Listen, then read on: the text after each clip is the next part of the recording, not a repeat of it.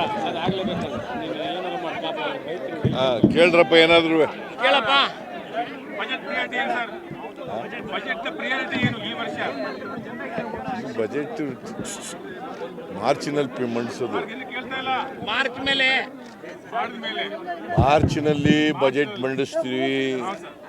ನಾನು ಆಗ ಬಜೆಟ್ ಪೂರ್ವಭಾವಿ ಸಭೆ ಚರ್ಚೆ ಪ್ರಾರಂಭ ಆಗುತ್ತಲ್ಲ, ಆಮೇಲೆ ಹೇಳ್ತೀನಿ. ಈಗ ಕುಮಾರಸ್ವಾಮಿ ಅವರು ಕಾಂಗ್ರೆಸ್ ಸರ್ಕಾರದಲ್ಲಿ 60% ಹೇಳಿದೆ ನಿಮ್ಮ ಕಾರ್ಯಕರ್ತರು ಹೇಳಿದ ವಿಧಾನಸೌಧದಲ್ಲಿ ಅಂತ ಹೇಳಿದ್ರು.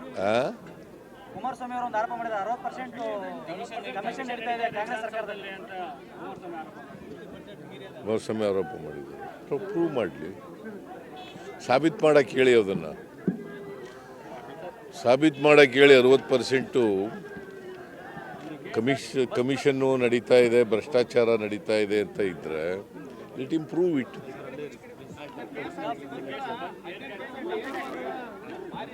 ಬರೀ ಆರೋಪ ಮಾಡೋದಲ್ಲ, ಆರೋಪ ಮಾಡಿದ ಮೇಲೆ ಅದನ್ನು ಸಾಬೀತು ಮಾಡಬೇಕಲ್ವಾ.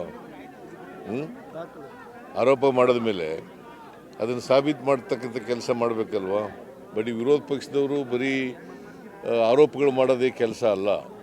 ಆರೋಪಗಳನ್ನು ಮಾಡಿದ ಮೇಲೆ ಆರೋಪಗಳನ್ನು ಸಾಬೀತು ಮಾಡ್ತಕ್ಕಂಥ ಕೆಲಸನೂ ಕೂಡ ಮಾಡಬೇಕು, ಮತ್ತು ಆರೋಪಗಳನ್ನು ದಾಖಲಾತಿಗಳ ಮೂಲಕ ಮಾಡಬೇಕು. ದಾಖಲಾತಿ ಇಲ್ಲದೇ, ಆಧಾರ ಇಲ್ಲದೇ ಆರೋಪಗಳನ್ನು ಮಾಡಬಾರ್ದು.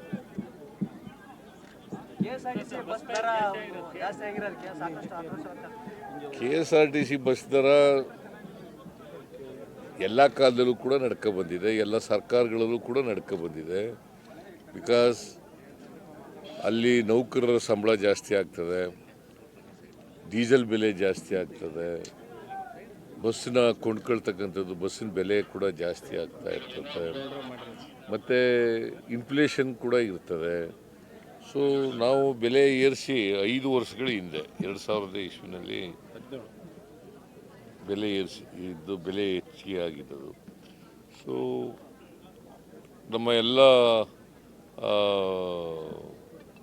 KSRTC ಕಾರ್ಪೊರೇಷನ್ಗಳಿದ್ದಾವಲ್ಲ, ಅವು ಎಲ್ಲ ತೊಂದರೆಯಲ್ಲಿದ್ದಾವೆ ಅಂತ ಹೇಳಿದ್ರು. ಹಾಗಾಗಿ ಮತ್ತು ಭಾಳ ದಿನಗಳಿಂದ ಬೇಡಿಕೆ ಇತ್ತು, ಅದಕ್ಕೋಸ್ಕರ ಮಾಡಿದ್ದೀವಿ. ಈಗ BJP ಅವ್ರ ಕಾಲದಲ್ಲಿ ಆಗಿರಲಿಲ್ವಾ, ಕುಮಾರಸ್ವಾಮಿ ಕಾಲದಲ್ಲಿ ಆಗಿರಲಿಲ್ವ, ಬೆಲೆ ಏರಿಕೆ ಆಗಿರಲಿಲ್ವಾ? ಇಲ್ಲ, ಮಾಡಿಲ್ಲ ಅಂತ ಹೇಳಲಿ ನೋಡೋಣ. ಹಾಂ, ಈಗ ಕೇಂದ್ರ ಸರ್ಕಾರದಲ್ಲಿ ಮಾಡಿಲ್ವಾ, ರೈಲ್ವೆ ದರ ಏರಿಸಿಲ್ವಾ? ಹಾಂ, ಕಾಂಗ್ರೆಸ್ ಬದಲಾವಣೆಗಳು, KPCC ಅಧ್ಯಕ್ಷ ಬದಲಾವಣೆಗಳು ಇಲ್ಲ, ಅದೆಲ್ಲ ಹೈಕಮಾಂಡ್ನವರು ತೀರ್ಮಾನ ಮಾಡೋದು, ನಾವಲ್ಲ ಮಾಡೋದು. KPCC ಅಧ್ಯಕ್ಷರದು, ಚೀಫ್ ಮಿನಿಸ್ಟರ್ದು ಎಲ್ಲ ಹೈಕಮಾಂಡ್ನವರು ಏನು ತೀರ್ಮಾನ ಮಾಡ್ತಾರೆ ಅದು. ಯಾವುದು ಖಾಲಿ ಇದ್ದಾವೆ? ಹಾಂ, ಹೌದೌದು, ನಾಗೇಂದ್ರ ಅವರು ಅದು ಹೈಕಮಾಂಡ್ನವ್ರ ಜೊತೆ ಮಾತಾಡಿ ಅದನ್ನು ಭರ್ತಿ ಮಾಡ್ತಕ್ಕಂಥ ಕೆಲಸ.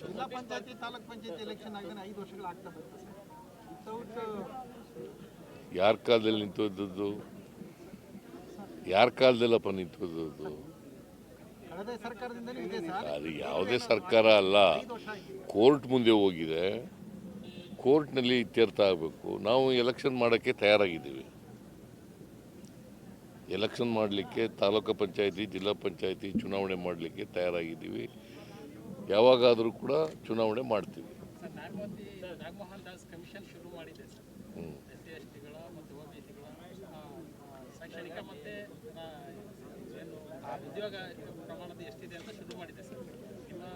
ಎಲ್ಲ ಒಳ ಮೀಸಲಾತಿ ಬಗ್ಗೆ ಸುಪ್ರೀಂ ಕೋರ್ಟ್ನವರು ಒಳ ಮೀಸಲಾತಿ ಮಾಡಬೇಕು ಅಂತ ಹೇಳಿದ್ದಾರೆ.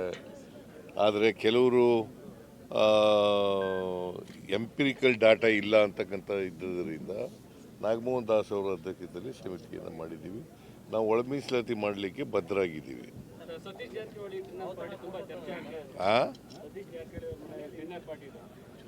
ಏನು ಊಟಕ್ಕೆ ಸೇರೋದೇ ತಪ್ಪ? ನೀವು 4-5 ಜನ ಊಟಕ್ಕೆ ಸೇರಲ್ವಾ? ನಾವು ಸೇರಿದ್ರು ಅಷ್ಟೇ, ನಾವು ಊಟ ಮಾಡೋದು ಒಂದೇ, ನೀವು ಊಟ ಮಾಡೋದು ಒಂದೇ. ಇಲ್ಲ ನಾನ್ ವೆಜ್ ತಿಂತೀವಿ, ಇಲ್ಲ ವೆಜಿಟೇರಿಯನ್ ತಿಂತೀವಿ. ಊಟ ಮಾಡೋದು ಅಂತಂದರೆ ಎಲ್ಲರೂ ಊಟ ಮಾಡೋದು ಒಂದೇ. ಈಗ ರಾಜಕಾರಣಿಗಳು ಸೇರಿದ್ರೆ ಅದಕ್ಕೆ ಒಂದು ಬಣ್ಣ ಕಟ್ತಾರೆ, ಬೇರೆಯವ್ರು ಸೇರಿದ್ರೆ ಅದಕ್ಕೆ ಬಣ್ಣ ಇಲ್ಲ. ಊಟ ಮಾಡೋಕ್ಕೆ ಸೇರೋದು ಈಗ ಭಾಳ ಸ್ಪಷ್ಟಪಡಿಸಿದ್ದೀವಿ, ಅಲ್ಲಿ ಯಾವುದೇ ರಾಜಕೀಯ ಚರ್ಚೆ ನಡೆದಿಲ್ಲ. ಕೆಪಿಸಿ ಅಧ್ಯಕ್ಷ ದಾವಣಗೆರೆಯಲ್ಲಿ ವಿಶ್ವ ಕನ್ನಡ ಸಮ್ಮೇಳನ ದಾವಣಗೆರೆಯಲ್ಲಿ 2017ರಲ್ಲಿ ನೀವೇ ಸಿಎಂ ಇದ್ದಾಗ ಮಾಡಿದ್ರು ಸರ್. ದಾವಣಗೆರೆಯಲ್ಲಿ ವಿಶ್ವ ಕನ್ನಡ ಸಮ್ಮೇಳನ ಮಾಡಬೇಕು ಅಂತ ಹೇಳಿ ನೀವೇ ಸಿಎಂ ಇದ್ದಾಗ ಮಾಡಿದ್ರು ಸರ್. ಅದನ್ನ ಮುಂದಕ್ಕೆ ಹೋಯ್ತದು.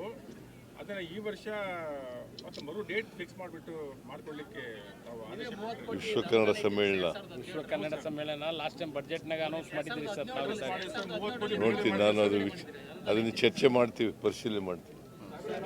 ಪರಿಶೀಲನೆ ಮಾಡ್ತಾರಪ್ಪ. ಕೆಪಿಸಿ ಅಧ್ಯಕ್ಷ ಬದಲಾವಣೆ ಆಗುತ್ತೆ. ಹೈಕಮಾಂಡ್ನವ್ರು ಮಾಡೋದು, ನಾವು ಹೆಂಗೆ ಹೇಳೋಕ್ಕಾಗುತ್ತೆ?